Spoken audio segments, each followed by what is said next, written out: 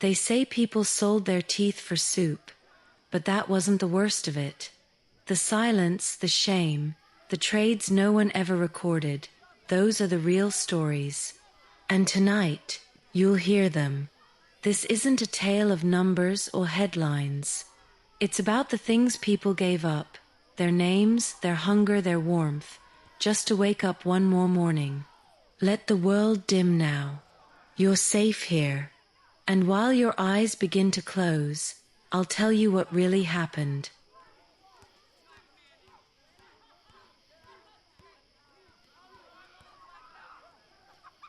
By early 1932, the soup line stretched from the corner of Ashland and Monroe all the way down past the old shoe repair shop, the one that hadn't reopened since the flood. No one remembered exactly when the line had begun to appear. It was as if one morning, people simply emerged from the frost-covered buildings, holding empty pots and staring into the cold with a kind of quiet obedience. Evelyn, wrapped in her husband's coat with the sleeves still too long, had once stood in line with shoes that flapped at the sole like a broken mouth. Now she simply waited, unmoving, a silhouette among dozens. They didn't speak much in the line. Words had become like coins, too scarce to waste, too precious to offer freely. There was a rhythm in the silence, though. A rustle of coat fabric, the occasional cough, a throat clearing against the icy air. The clink of tin cups. In those subtle sounds lived an orchestra of hunger, and each morning, Evelyn tuned herself to it, adjusting her expectations by the pitch of desperation in the air. Before the crash, these were people with names. Teachers, mailmen, secretaries, barbers. Evelyn herself had worked folding linens at the Sherman Hotel, a place that once smelled of starch and citrus and had carpets thick enough to lose a coin in. But in the soup line, identities became irrelevant. Everyone became the same shade of pale, the same curve of empty belly beneath layers of wool. People no longer introduced themselves. Names had weight, and weight made things harder to carry. So they dropped them, one by one. What the soup line offered wasn't nourishment.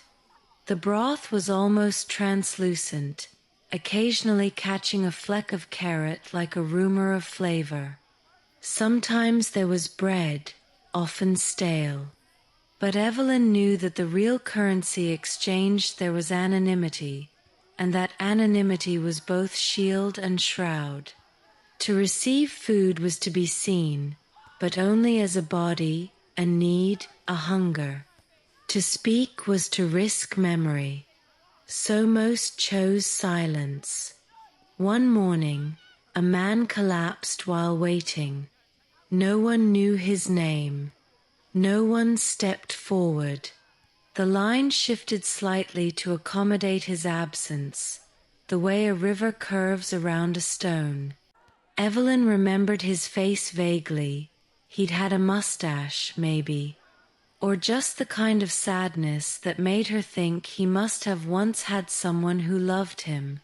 When the cart came to take him away, the steam from the soup still floated around them all, ghost-like. That night, she held her youngest son close and whispered his name several times, as if repetition could anchor him to the world. As if names, once lost, could somehow return.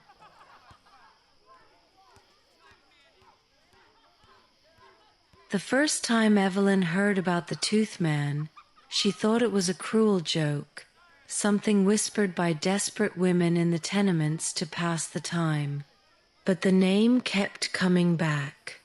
The pawn shop on Holstead, across from the burned-out tailor's. A new sign painted in clumsy block letters, "We buy teeth." At first, people laughed nervously. Then the laughter dried up. One by one, women started appearing with mouths just slightly changed. A lisp here, a tighter smile there. Evelyn began to notice how many women had started covering their mouths when they spoke. She met Marjorie on a Tuesday. The girl was just 19, still soft in the cheeks, with a ribbon always tied around her wrist instead of in her hair. Marjorie had already sold 2 molars. She didn't complain about the pain, only the noise it made, like a shell cracking underwater.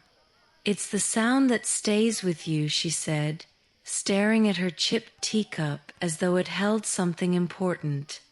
Evelyn asked if she regretted it. Marjorie shrugged.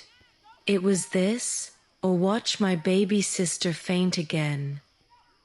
The shrug was casual, but her eyes carried the heaviness of 1,000 quiet decisions. The inside of the shop smelled like wet coins and iodine. The man who performed the extractions wasn't a doctor, just someone with strong hands and a basin that never seemed to be fully clean. The women bit down on rags. Some cried. Others sat very still, as though they were elsewhere, far from that back room with its wooden chair and flickering bulb. The teeth were collected in small glass jars, whole pieces of a life, traded for nickels that smelled of rust and hopelessness. Evelyn didn't go in that day. She stayed on the sidewalk, watching Marjorie emerge with a hand pressed to her cheek and coins tucked into her glove. They didn't speak. There was nothing to say. The sky was the color of dishwater, and the wind pulled at the hems of coats like fingers begging for warmth. Evelyn pressed her tongue against her back molars, feeling for weakness, for cracks, for a part of herself she might not miss.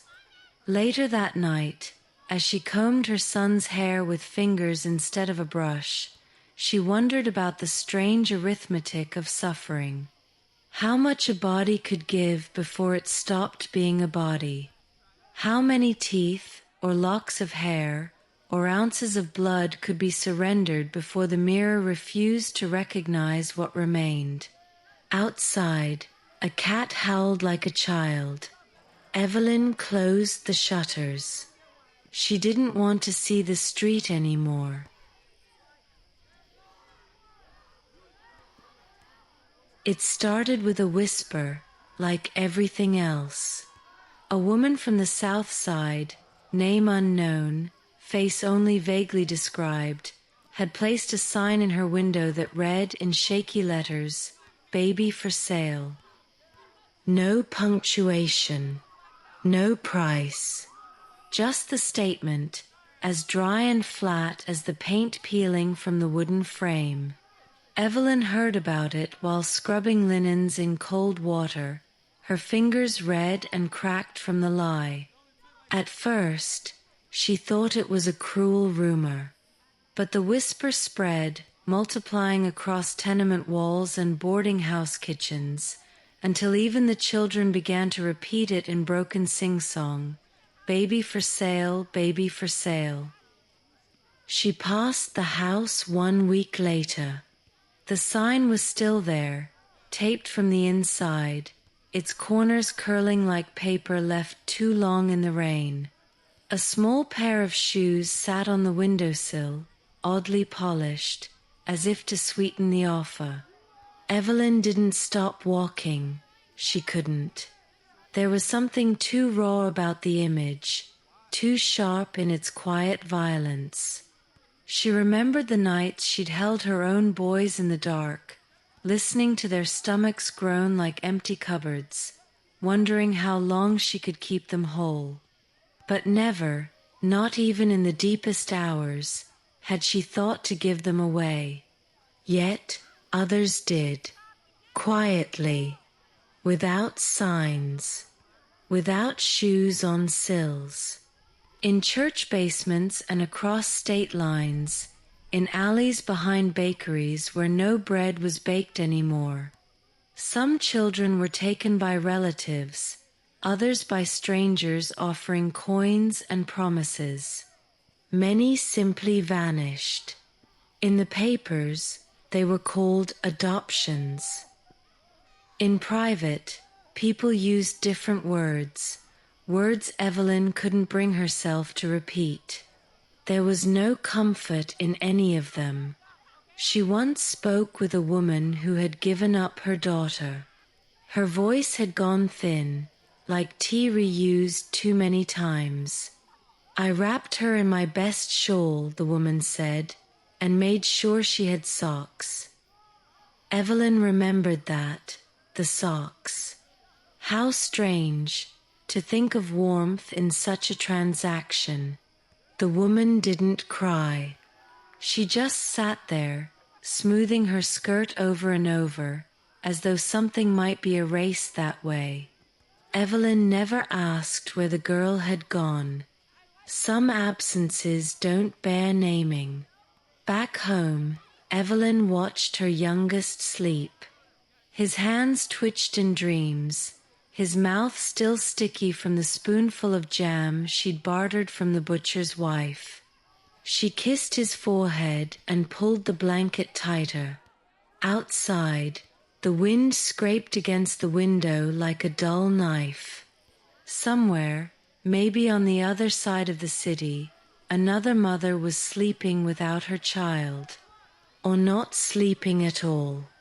The sign, Evelyn thought, might still be there, fading slowly, letter by letter. It had once been blue, the dress, though now it hovered in some colorless place between smoke and sky. Faded from sunlight, worn at the seams, its buttons replaced with mismatched plastic ones Evelyn had scavenged from her husband's old shirts. She wore it only on Sundays, or when she needed to feel almost human. It was the last nice thing she owned. And even that was a generous term. Nice had become relative, like full or warm. She noticed the man smoking near the alley behind Miller's grocery. Not a young man, nor old, just one of those faces blurred by hunger and repetition. He had a full cigarette between his fingers. Evelyn hadn't smelled real tobacco in weeks. The scent caught her by surprise, pulled her back to a time when smoke meant laughter and music, not escape. Without thinking, she stared. The man saw her, paused, and lifted the cigarette slightly, as if offering it in jest. "What'll you give me for it?" he asked, not unkindly. The question was absurd. So absurd that Evelyn almost laughed. But instead she said, "This dress." Her voice came out hoarse, unfamiliar. The man blinked. She thought he might decline. He didn't. He nodded, slowly, and leaned against the wall.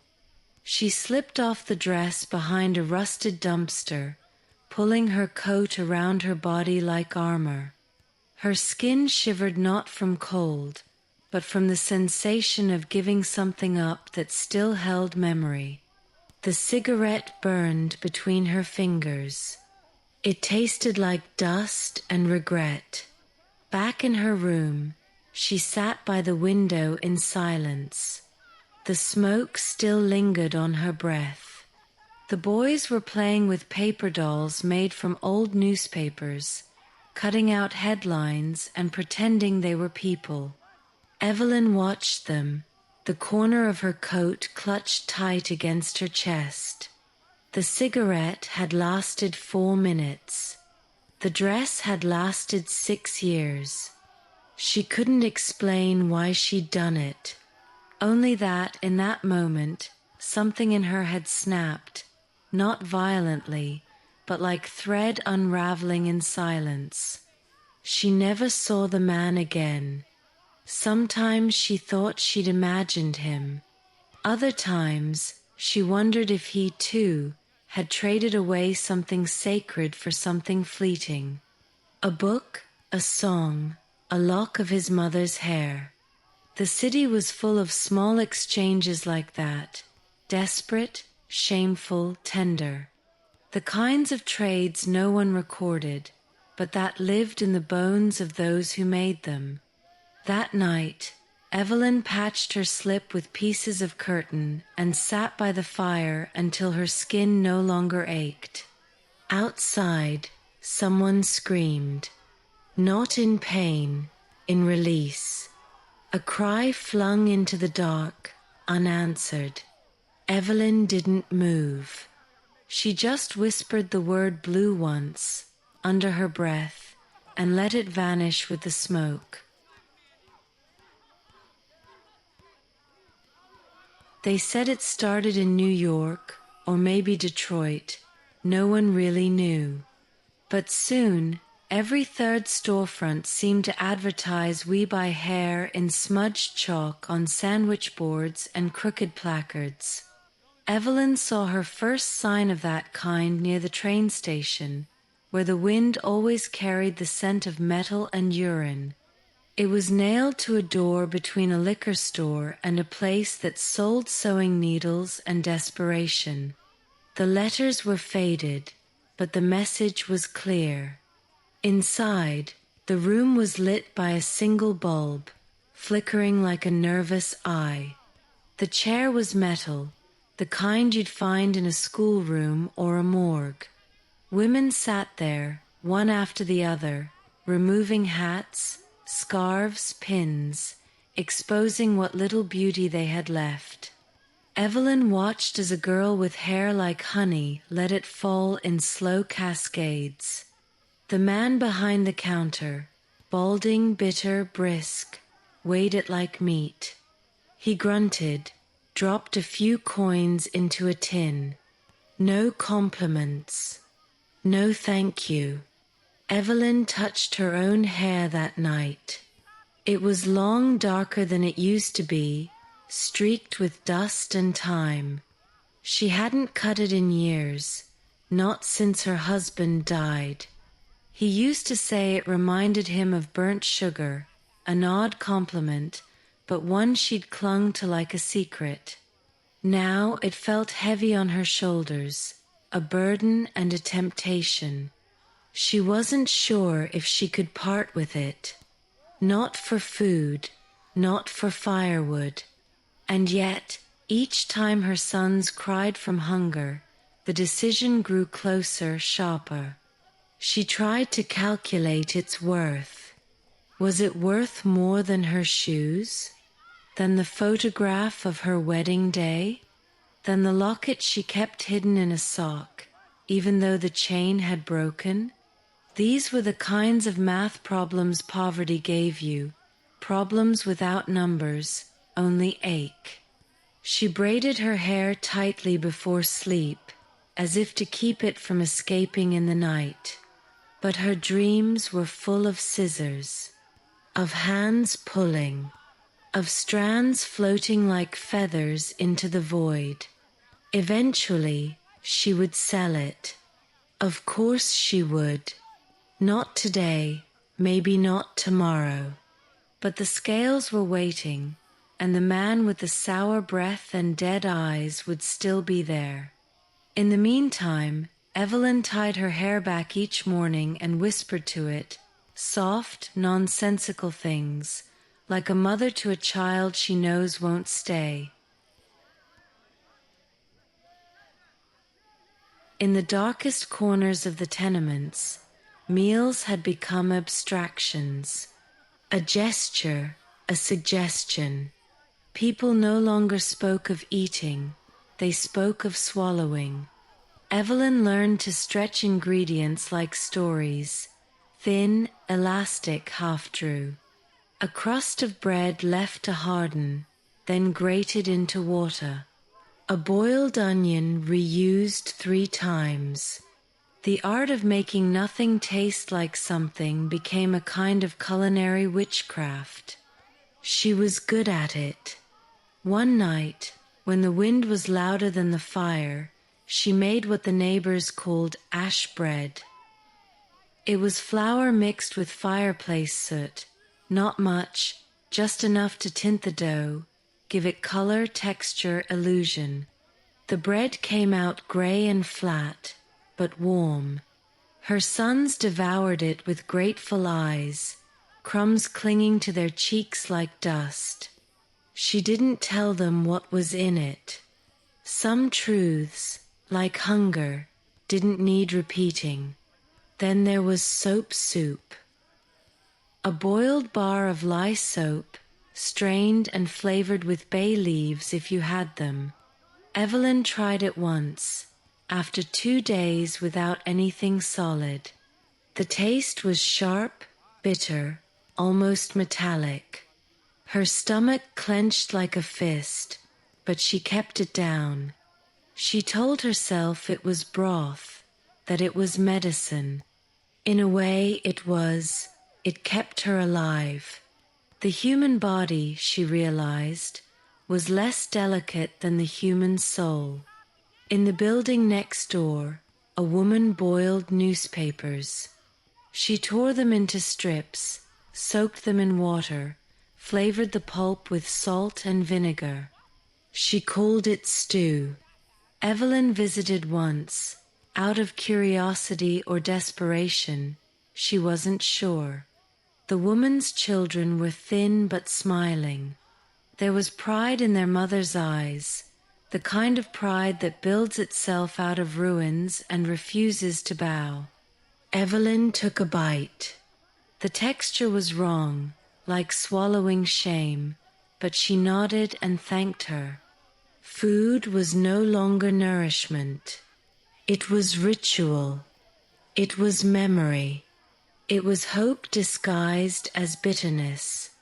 Evelyn kept a tin box under her bed with old tea bags, reused, dried, reused again. She would hold them to her nose sometimes, just to remember what real flavor smelled like. Sometimes that was enough. Other times, she pressed her hands against her ribs and waited for the ache to become something quieter.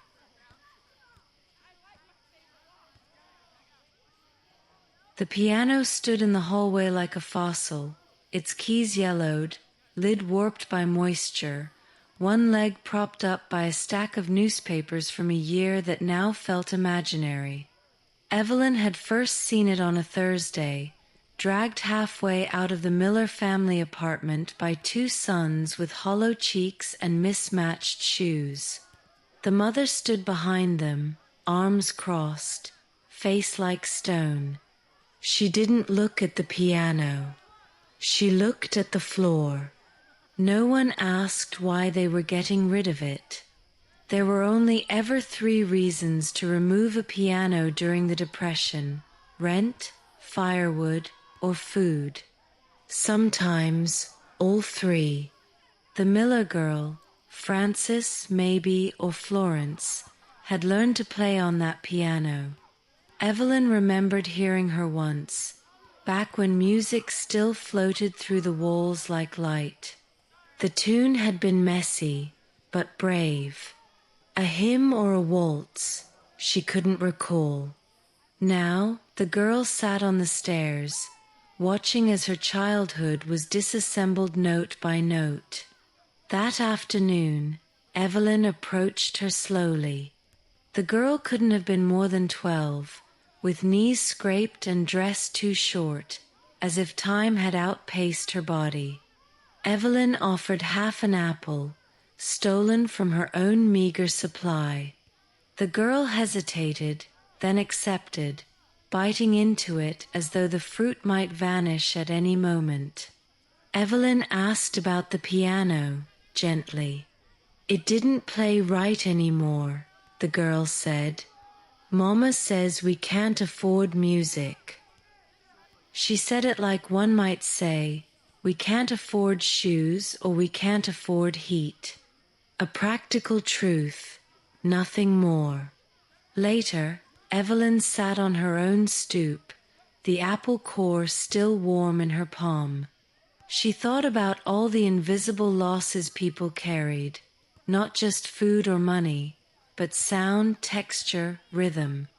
Music had been one of the first things to go. Radios pawned. Sheet music burned. Instruments traded for potatoes or quiet. The city had grown quieter, yes, but also flatter. Like something essential had been peeled away. That night, Evelyn dreamed of a ballroom.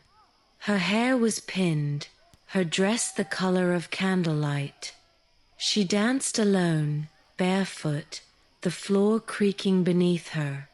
And in the dream, the music came not from instruments, but from the memories of everyone who had ever been forced to let go of a song. When she awoke, her hands were curled into fists, as if holding on to something, anything, that still made her feel whole.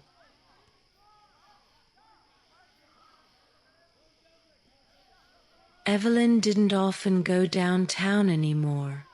The city center had once held promise, brass railings, crisp uniforms, doormen who nodded like they knew your father. Now, it was a theater of ghosts. Buildings still stood, but their windows looked blind.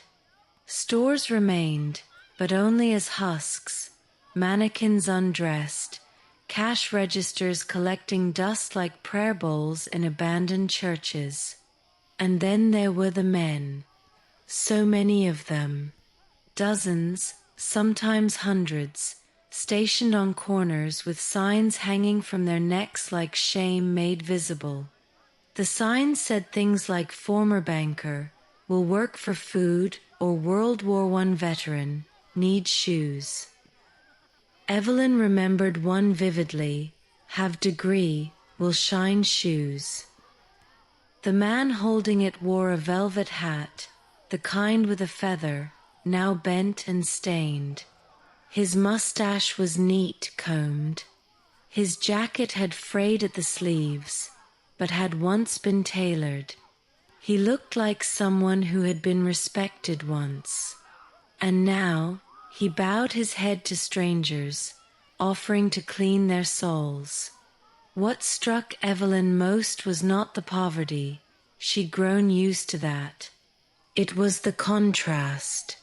How close luxury and ruin sat together.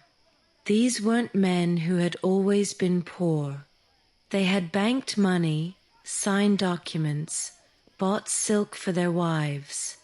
Now they offered services like whispers, afraid to speak too loudly. One had written poetry, he told her. Another once gave lectures at the university. Now both stood side by side, holding tin cups like monks awaiting communion. The real humiliation, Evelyn thought, wasn't the begging. It was the memory. To fall is one thing, to fall from somewhere is another.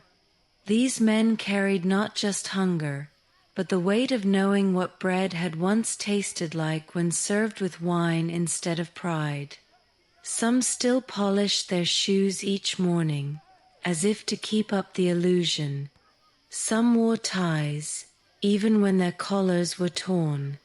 It was a rebellion of dignity, small, foolish, necessary. She gave the man with the velvet hat a boiled potato. He thanked her with a voice that cracked in the middle. She didn't ask his name. Names felt intrusive. But as she walked away, she imagined what it must feel like to place velvet against your forehead in summer heat, to tie your hope to a feather, to bow again and again in the hope someone someday might lift you up without pity.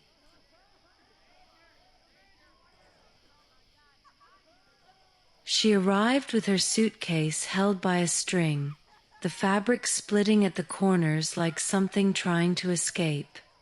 No one knew her name, she never gave it, but she moved into the vacant room above Evelyn's without ceremony. Thin as a whisper, her dresses hung from her like water on bone. And yet, she walked like someone who used to wear perfume, back when perfume meant choice, not memory.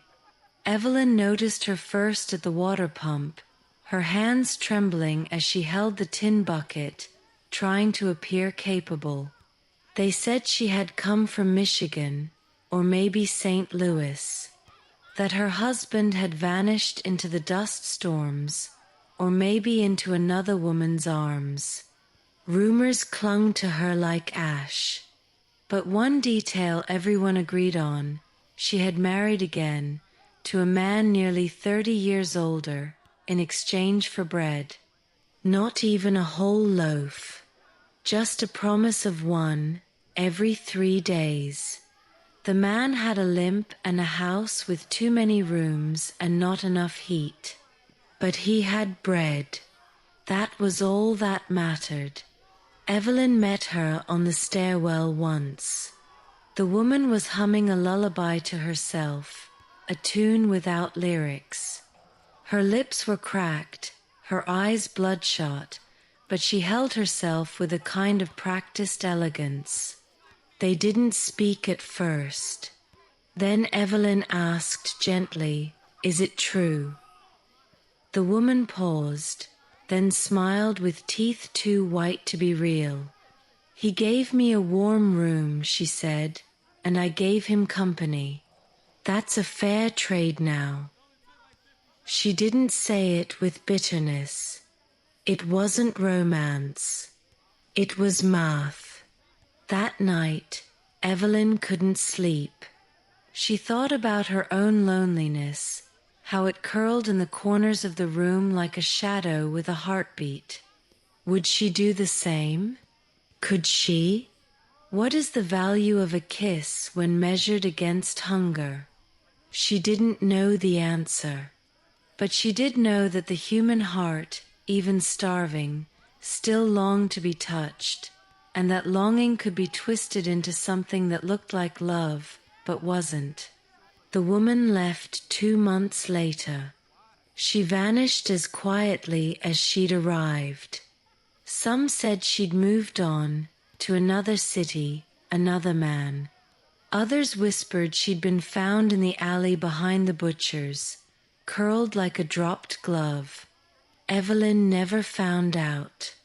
But for weeks after, she'd wake in the night, heart racing, wondering what hunger might still make her capable of, and how many kinds of starvation a woman could endure before she no longer recognized herself in the mirror.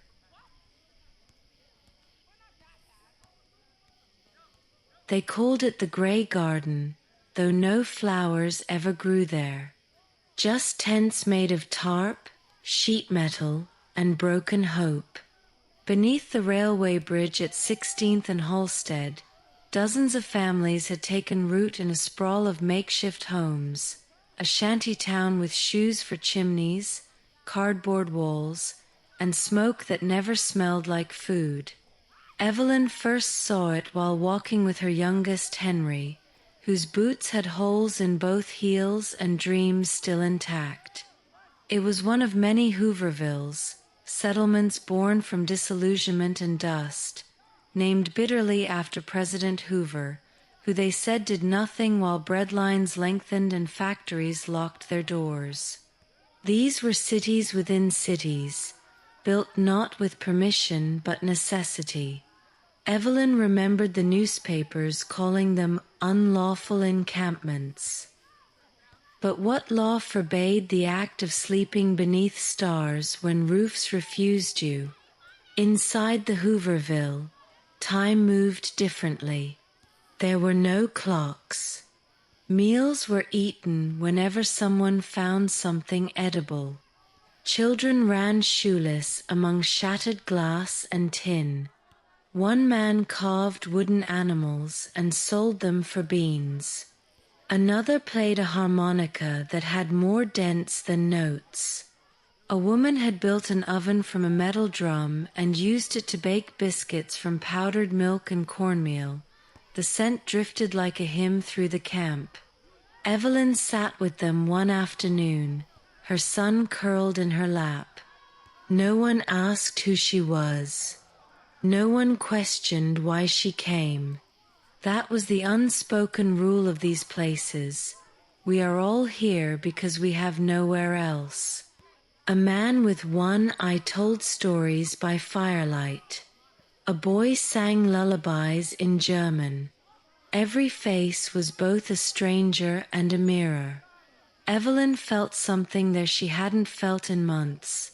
Not safety, not comfort, but belonging. Poverty, when shared, loses some of its shame. But then the authorities came. Not with fire, not yet, but with papers and threats and uniforms too clean for such a place. They said the land was private. They said the people were trespassing.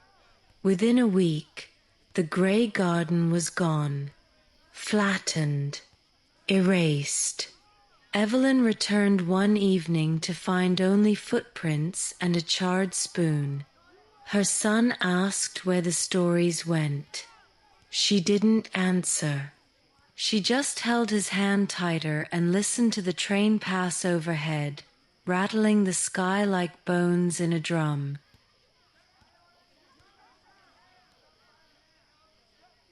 Some children in the neighborhood had begun drawing food on their arms. With bits of charcoal or burnt matches, they etched loaves of bread, roast chickens, even strawberries, like sacred icons across the skin. Evelyn noticed the drawings first on her eldest son's wrist, a crooked ear of corn, outlined in shaking lines. She asked about it gently, half afraid of the answer. "It keeps me from crying at night," he whispered. "If I look at it, I remember what full felt like." They weren't alone. All over the block, hunger had turned into ritual. Children played games called Imaginary Dinner, where they described in lush detail the meals they would eat if the world were kinder. "Creamed potatoes with butter dripping," said one girl. "Pickled herring and soft eggs," replied another.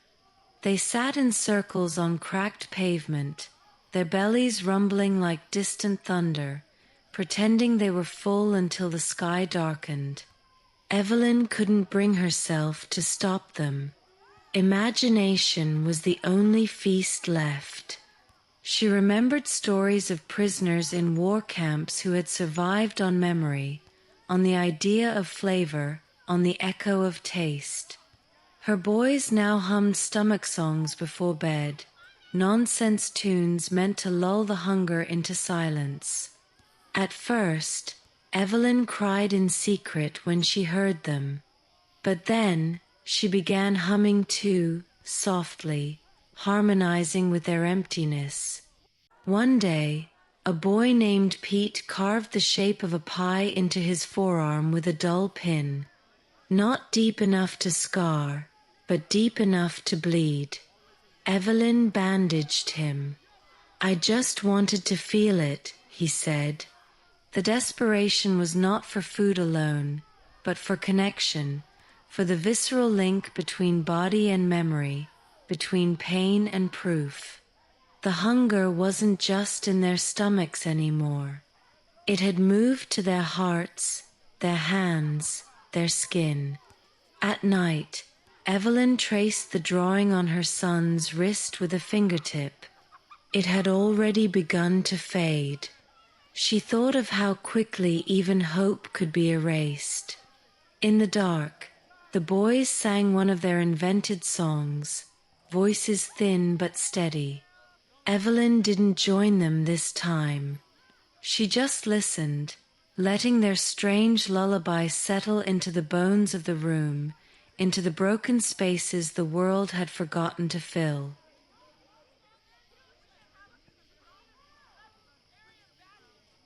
The ring had once been simple but warm, a small golden band with a scratch near the base where her husband had once twisted it nervously during storms.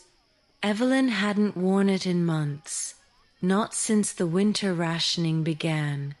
It no longer fit her thinning fingers, and its shine had dulled from time and soap. But still, she kept it hidden inside a sock tucked beneath the mattress, like a relic too sacred to expose. That morning, she opened the sock without hesitation. The boys hadn't eaten in over a day. The soup pot was dry. The co-op down the street was refusing new credit. And the pawn shop, that eternal witness to quiet despair, had just reopened after a fire. The man behind the counter didn't look up when she placed the ring on the scale. He simply weighed it, scribbled something in a ledger, and slid $2 toward her with the same expression he might offer a broom or a dead watch. Walking home, the coins felt too light in her pocket. She hated how fast the transaction had been. No questions, no ceremony.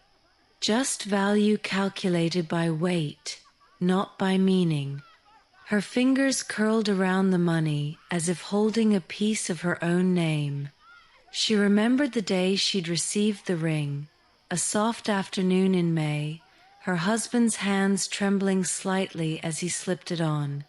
He had smelled of sawdust and tobacco. That scent still haunted her when the wind blew a certain way. That night, she bought beans and salt pork, even a tiny wedge of cheese.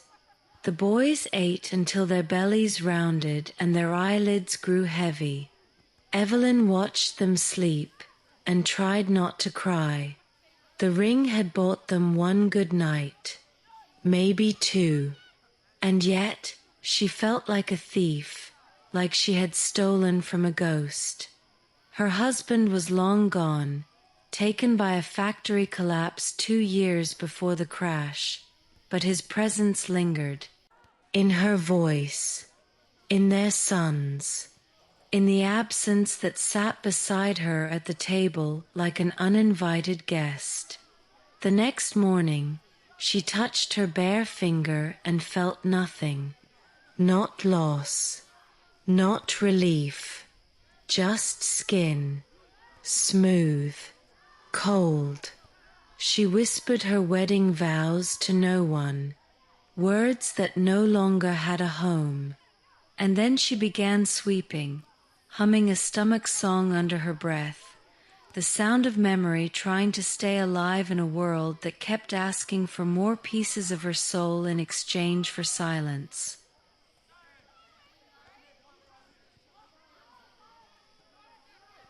It started with a single window, the sound of glass breaking echoing through the alley like a firecracker. Evelyn looked up from her washing tub, hands submerged in gray water, and listened. Another crash followed, then another. By the time she reached the window, the street had already begun to pulse with bodies.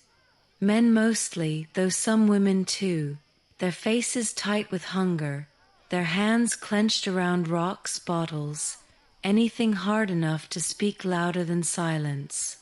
There had been rumors for weeks. The grocers were hoarding. The price of flour had doubled. The local bakery had thrown out a bag of stale rolls, and children had nearly trampled each other fighting over it. Evelyn had heard about protests in other cities, in Minneapolis, in New York, bread riots, they called them.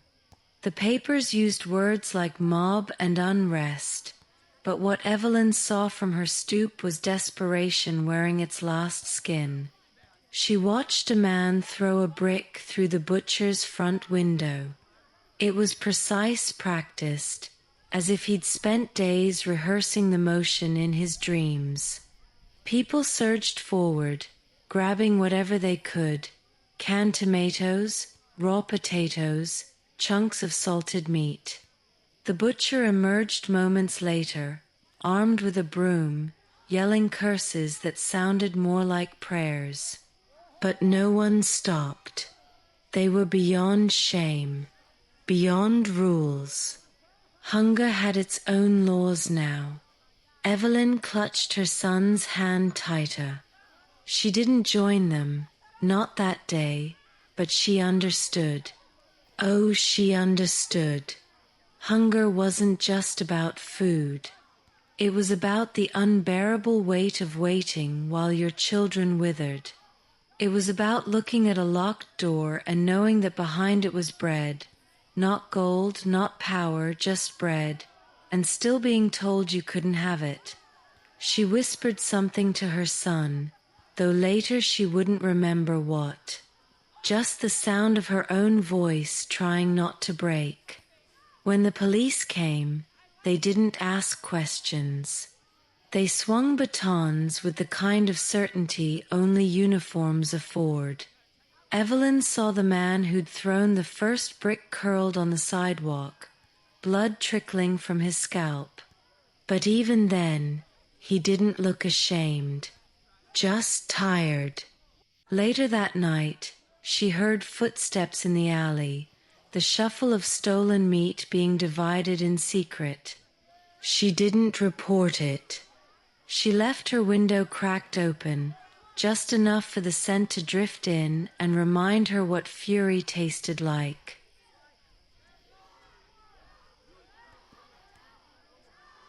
The letter came folded inside a paper bag, brittle, faded, and heavy with the smell of sand.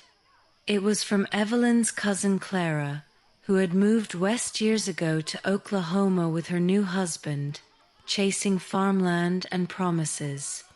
The handwriting was crooked, like it had been written on a rocking train. Inside were only a few sentences. It's all gone. The earth turned against us. We sleep with wet cloths over our mouths now. The sky eats the sun. Evelyn read it twice, then folded it back into the bag. The dust had come east before the letter, a thin, creeping layer that settled on windowsills, on dishes left too long untouched. At first, she'd thought it was smoke or soot, but then it lingered. It came in waves, carried by winds that smelled of something scorched. The Dust Bowl, they called it. 10 states swallowed in dry earth. Crops choked, livestock vanished, families buried under silence. One night, she dreamt of Clara standing in a cornfield turned to ash. Her dress flapped like paper in a furnace. She held a jar of cracked soil and whispered, "This used to be breakfast." Evelyn woke with her mouth dry and her hair damp from sweat. The city hadn't yet collapsed into dust, but the air had changed. People coughed more. Windows stayed shut. The horizon took on a strange yellow tint, as if the sun had grown sick and could no longer rise cleanly. At the market, a man from Kansas was selling lumps of dirt. Real prairie, he called it, before it turned. People thought he was mad. Maybe he was. But Evelyn bought a handful anyway. She didn't know why. She kept it in a glass jar on the windowsill, beside a sprig of dried lavender. A reminder, perhaps, that even the land could be betrayed, that even the ground beneath you could vanish without warning. That night, the wind howled like it hadn't in months. Evelyn sat awake, listening to it scratch against the building, carrying with it the stories of families burying their food beneath floorboards, tying ropes between houses so children wouldn't vanish in the storm. She closed her eyes and imagined Clara, breathing through a damp cloth, holding on to her memories like roots in a soil that no longer wanted them. It had been almost a year since Evelyn had thought of her body as anything other than a machine, a set of limbs to be warmed, fed, used for labor. The mirror in her bedroom had long since cracked diagonally, a single lightning bolt slicing her reflection in two. She rarely looked into it now. What was the point? Her face was drawn, her breasts sagged from milk long dried, her hips had narrowed with the weight of rationed meals. Hunger had hollowed her, not just in the belly, but in the soul. Desire had become foreign. Once, there had been kisses pressed against her collarbone, her husband's warm laugh as he tugged at her apron strings. Her body used to be something offered, not bartered, not rationed, but given fully and without calculation. Now, when a neighbor man brushed her hand too long while handing her a matchbook, she flinched. Not from fear, but from disconnect. That part of her, the part that used to ache with longing, had fallen asleep. She sometimes heard stories whispered in the tenement walls, of women exchanging an hour of warmth beneath a man for a sack of potatoes, of girls barely older than her sons working the docks, wearing rouge made of crushed berries and hope. Evelyn never judged them. She couldn't. In fact, she envied them, not for what they did, but for still having something to offer. Something the world hadn't yet drained from them. At night, she touched her own skin with the curiosity of a stranger. Her thighs had bruises from kneeling too long, scrubbing floors. Her back ached from cold beds and borrowed blankets. The memory of intimacy came in flashes, the feel of breath against her neck, the weight of someone choosing her, not out of hunger, but out of want. That distinction had become impossible to imagine.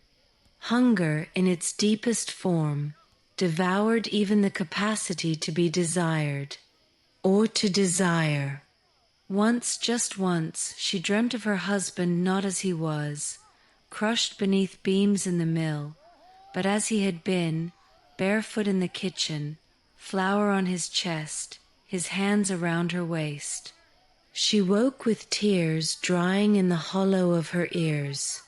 The boys were already stirring, and the fire had gone out.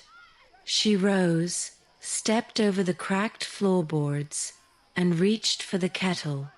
There was no room for longing in the morning, only steam, and the memory of heat.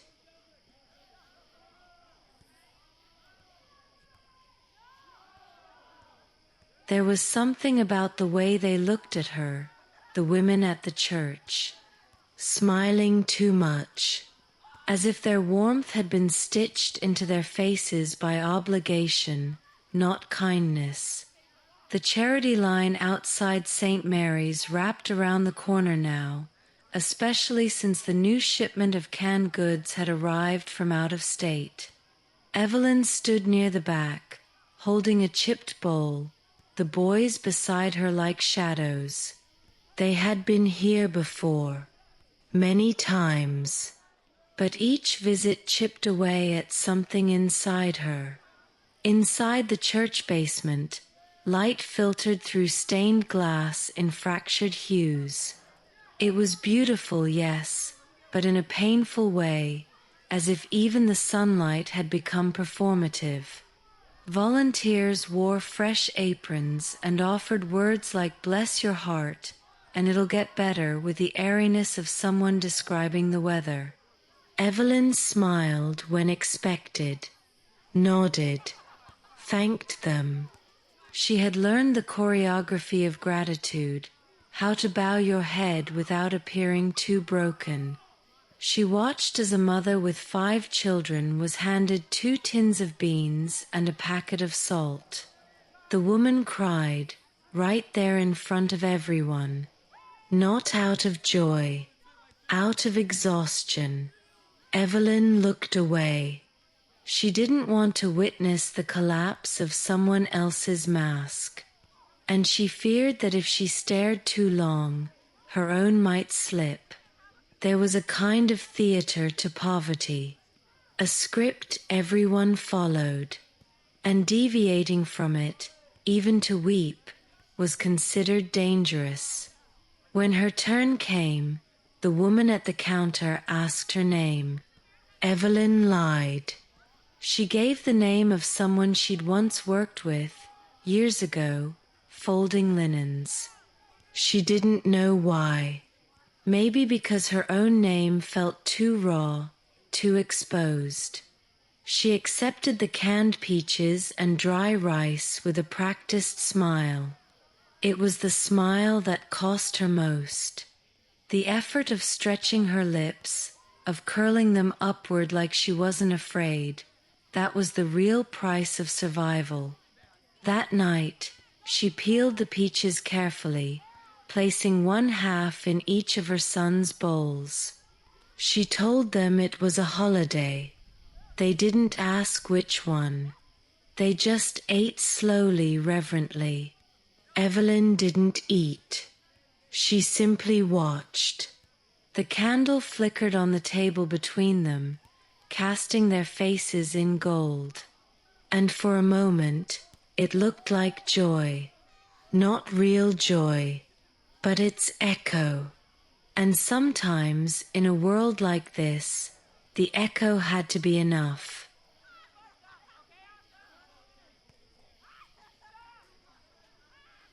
The church was always open, not because the priests believed in miracles, but because locking the door felt obscene.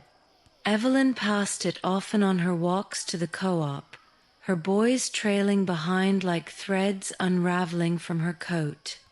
The heavy doors groaned on their hinges, and the air inside was thick, not with incense or holiness, but with the breath of people who had nowhere else to breathe. She never lit candles. Wax cost money, but she sat sometimes in the back pew, watching how others prayed. Some cried silently, heads bowed like cracked porcelain. Others didn't bow at all. They stared upward, mouths half open, as if waiting for something to drop from the ceiling. Food, forgiveness, a reason. The pews creaked like old bones. The silence between the prayers was louder than any sermon. Evelyn didn't pray for things. Not anymore. She didn't ask for bread or jobs or even warmth. She prayed for capacity, for the strength to keep folding laundry without bitterness, to keep answering her sons with gentleness when they asked why there wasn't meat.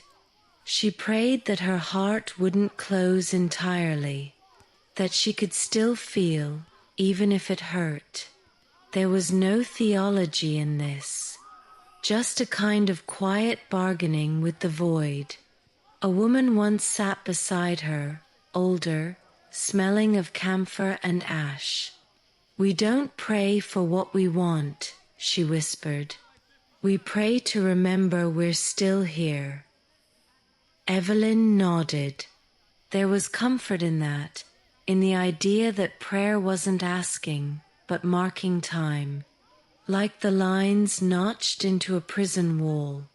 One more day endured, one more breath taken.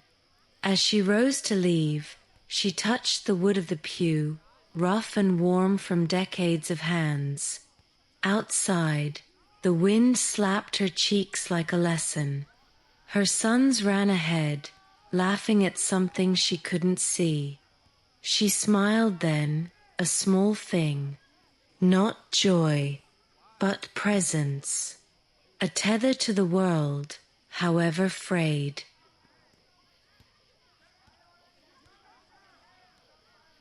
He had lived in the same building as Evelyn for 3 years. She didn't know his name, just that he always wore the same gray coat, even in summer, and smoked cigarettes down to the filter like they were precious. He never smiled, not in bitterness, not in warmth.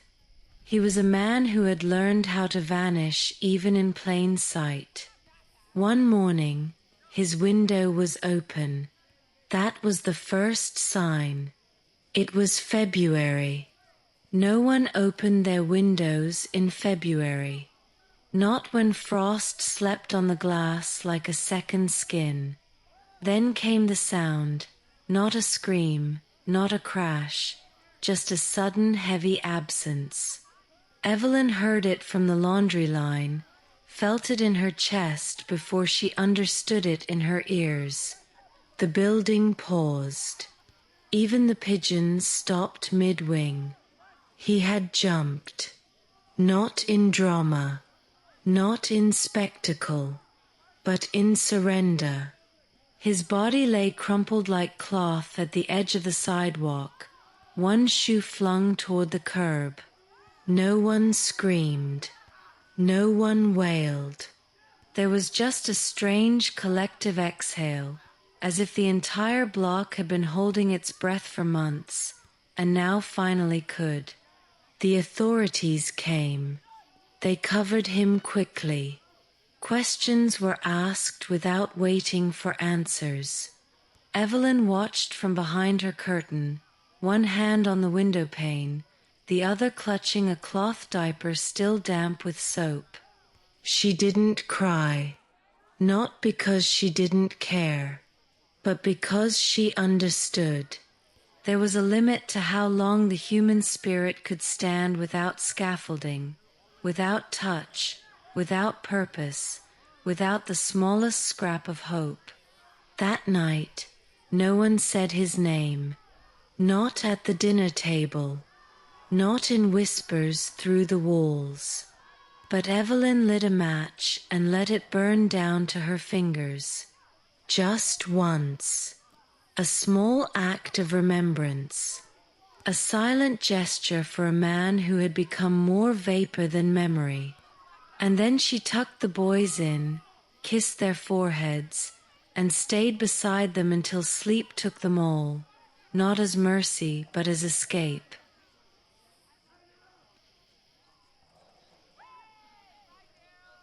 It began with scraps. Pieces of fabric dropped at her door, left anonymously, old shirts, torn curtains, a square of a child's dress patterned with faded daisies. Evelyn didn't ask where they came from. In the tenement, kindness moved like contraband, passed quietly, left without names, not to be spoken of. She gathered the fabric in a box beneath her bed, touching them at night like rosary beads. Each one held a different warmth, a different story. One morning, after another sleepless night of counting coughs and listening to wind, Evelyn began to sew. Not quickly, not with a plan, just one square to another. Her fingers remembered how. Stitch by stitch, the pieces came together, loud colors against soft ones, wool beside cotton, memories tangled in every seam. She didn't think of it as art. It was a gesture, a resistance, proof that beauty could still be built from things already broken. The boys watched. Quietly at first. Then they began helping, choosing colors, holding thread, inventing stories about where the pieces had come from. This one belonged to a man who danced in the rain, her youngest said. And this one used to be part of a curtain in a ship. They giggled, their voices soft percussion in the still air. Evelyn smiled, and something inside her exhaled for the first time in months. By the end of the week, The blanket was heavy, not with weight, but with meaning. It held the breath of neighbors, the silence of strangers, the texture of survival. She laid it over the boys that night, tucking them in like royalty. Their bodies stilled beneath it, warmed not just by fabric, but by the invisible threads of shared humanity. Evelyn sat at the edge of the bed, her eyes stinging, her hands still restless with the memory of sewing. Outside, the wind no longer sounded like grief. It sounded like motion, the world beginning slowly to shift again. Evelyn closed her eyes. For the first time in a long while, she didn't dream of hunger. She dreamt of a river, of laundry drying in sun, of someone calling her name, not out of need, but out of love.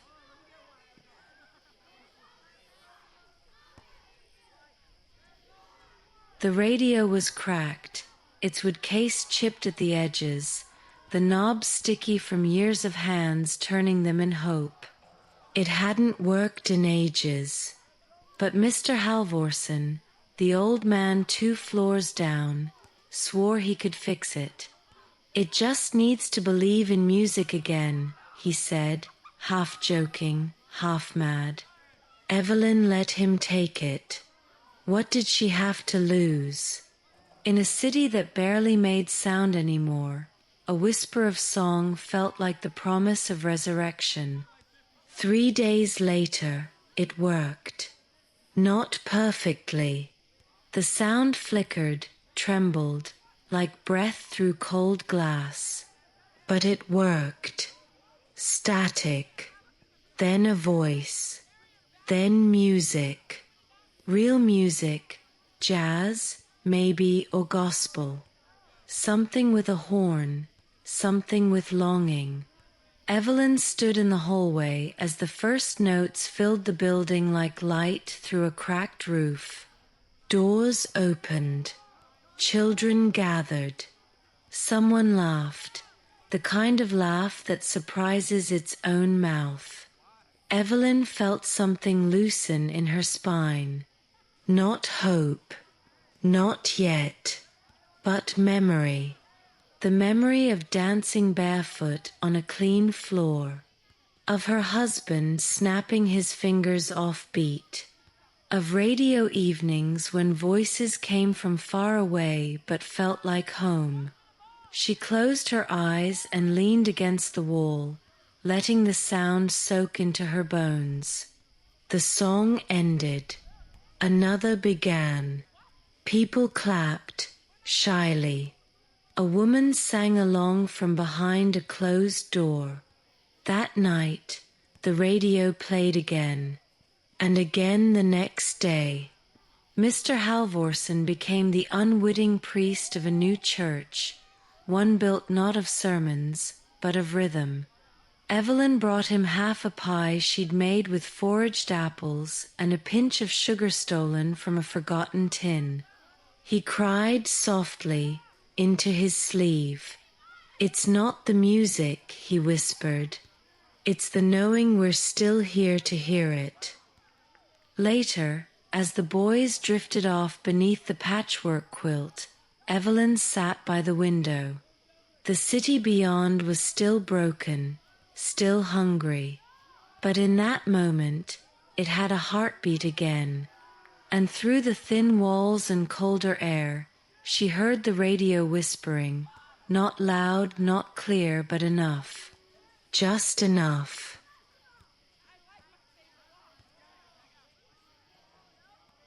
It was small, almost comically so, not much bigger than a walnut, with a shell that looked like it might crumble under the weight of a breath. Evelyn found it nestled beneath the old crate behind Mrs. Doyle's apartment, where a half-wild hen had been roosting in secret. She stood there for a full minute, staring at it, unable to move. The world around her paused. Even the wind, so often relentless, seemed to hold its breath. She picked it up like it was sacred, warm still, smooth like river stone. The boys were playing with bottle caps near the curb, their laughter echoing faintly. Evelyn walked back slowly, cradling the egg in both hands. It felt impossible, like finding a pearl in a shoe or hearing music in the snow. She didn't even know what she would do with it yet. Cook it, maybe, or just keep it. Proof that life still worked somewhere. That night, she boiled water in the kettle, then changed her mind. She couldn't cook it. Not yet. She held the egg to her cheek, to her lips, then placed it gently in the wooden bowl on the shelf above her bed. The boys asked if they would eat it. Evelyn said, tomorrow. But they didn't ask again. They understood. Some things weren't food. They were reminders. The egg became something else in that room, a symbol, a promise, a quiet rebellion against despair. Each morning, she checked to make sure it hadn't cracked. Each night, she lit a candle and looked at it for a moment before sleep. Not in prayer, in awe. The hen was never seen again. Some said a fox got her. Others said she simply moved on. Evelyn never looked. Some gifts were meant to be untraceable. That egg stayed whole for 9 days. On the 10th, she boiled it, peeled it slowly, cut it into 4 parts, gave one to each boy, one to the woman down the hall whose cough wouldn't leave, and one she held on her tongue like a sacrament, letting it dissolve, not in hunger, but in memory. She wept, quietly, not for the egg, for the part of her that had remembered how to wait for beauty.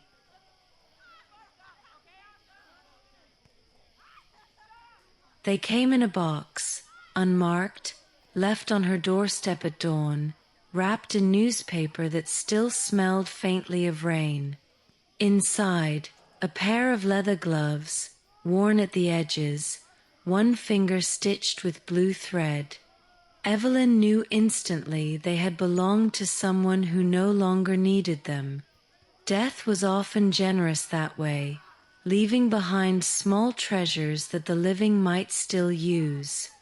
She slid her hands inside.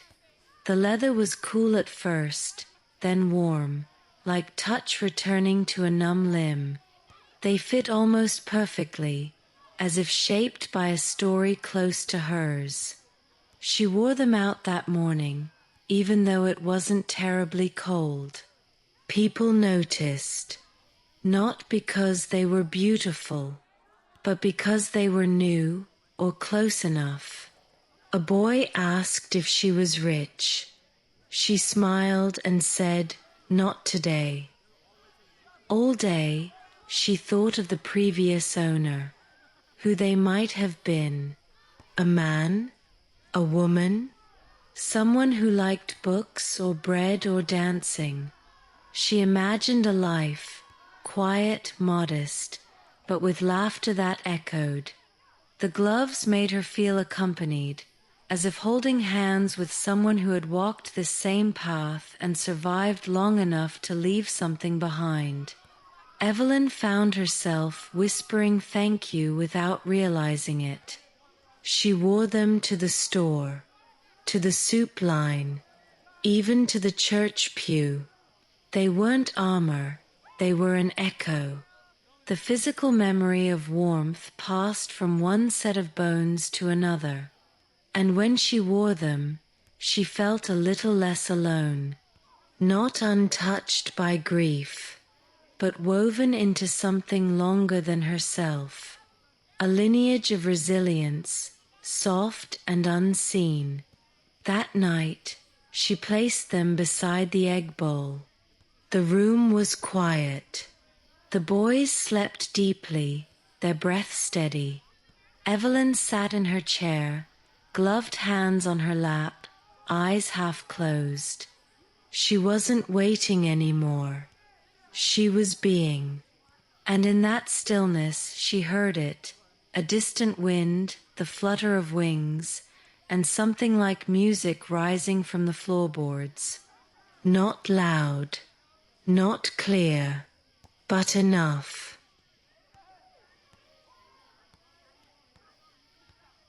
It had remained shut for almost 2 years. The bedroom window. Its latch rusted into place, as if the house itself had conspired to keep the world out. Evelyn hadn't meant to avoid it. She simply did. Cold air was a thief. Dust came uninvited. And beyond the glass was a city that watched too closely, or not at all. But on this morning, something shifted. The sky had softened. The air held the scent of soil and iron, and her fingers, almost without her consent, reached for the latch. It protested, briefly, then gave in. The window groaned open like an old memory, and suddenly the room was filled with movement. Not a breeze, something gentler, like the breath of time returning. The curtain lifted slightly, not dramatically, just enough to remind her that things still moved. Evelyn stood by the sill for a long while, her palms resting on the wood, her eyes blinking against the unfamiliar light. Below, the street was as quiet as ever. Children passed, 2 by 2. A man smoked a pipe that had no tobacco. A dog slept in the shadow of a crate. And yet, it all felt new. As if by opening the window, Evelyn had also opened some invisible passage. She let the wind touch her face, her hair, her collarbone. It wasn't warm, but it wasn't cruel. She thought of all the things that had waited outside, clouds, birds, smells, sounds. Not miracles, just proof. Of weather, of continuity, of the sky's refusal to vanish. She whispered something, not a prayer, not a thought, just a sound, just to hear her own voice in the open again. Then she closed her eyes, not to block the world out, but to feel it better. Later that night, she left the window cracked. A sliver, just enough for air to slip in and kiss the space beside her. She slept without dreams. Or maybe inside one, the kind you don't wake from, but walk through slowly, like fog that smells faintly of home.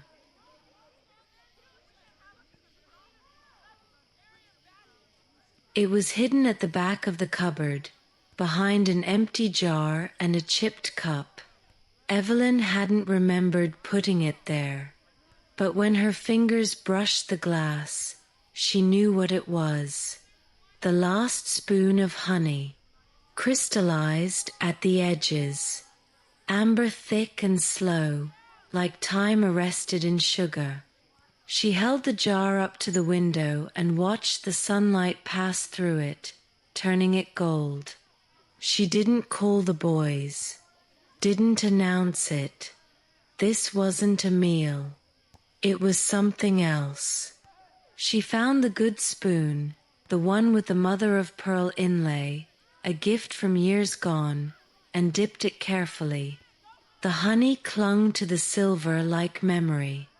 She brought it to her lips slowly, closed her eyes, and let it dissolve across her tongue. The taste was a map. It led her back to kitchens that smelled of butter and coffee, to birthdays with ribbons, to hands that once braided her hair while she laughed. It was not just sweet, it was warm, as if sunlight had been captured and preserved just for this moment. Evelyn swallowed slowly, her throat tightening with the effort not to cry. She sat for a long time after that, the empty spoon resting on her lap like a relic. The boys didn't interrupt. They were drawing with charcoal on the floor, tracing stars and ships and shapes that might have been wings. Outside, the wind pressed gently against the walls. The honey jar was now empty, but the room wasn't. It was full, not with food or fire or certainty, but with presence. That night, she placed the jar on the shelf beside the gloves and the egg bowl, a shrine of small, sacred things. Things that once were, things that still meant. Then she climbed into bed, curled on her side, and waited for sleep to come, not as escape, but as return.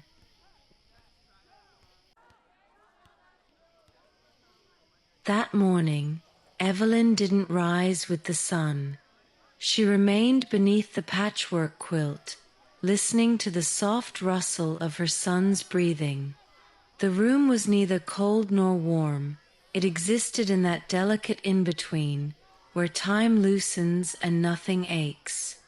The wind outside had quieted, or maybe it hadn't. Maybe she had simply stopped needing to brace against it. She lay still, eyes open, heart calm. Around her, the silence was not absence, it was fullness. The kind that follows a long rain. The kind that settles after music has ended, but still vibrates in the air. Her hands rested over her belly, the skin soft, the bones below it silent. She was not hungry, not afraid, not waiting. She was there, entirely. In that stillness, she thought of nothing in particular. A coat button, a cracked sidewalk, the way her husband had once looked at her after she told a joke that wasn't funny. These thoughts didn't sting. They passed through her like birds crossing an open sky, fleeting, beautiful, unpossessed. She let them move. She let them go. Her breathing slowed, not from fatigue, but from permission, to rest, to not do, to simply be. She didn't reach for the window, didn't think of tomorrow. She closed her eyes not to retreat, but to listen deeper, to the pulse of a world that no longer needed her to resist it.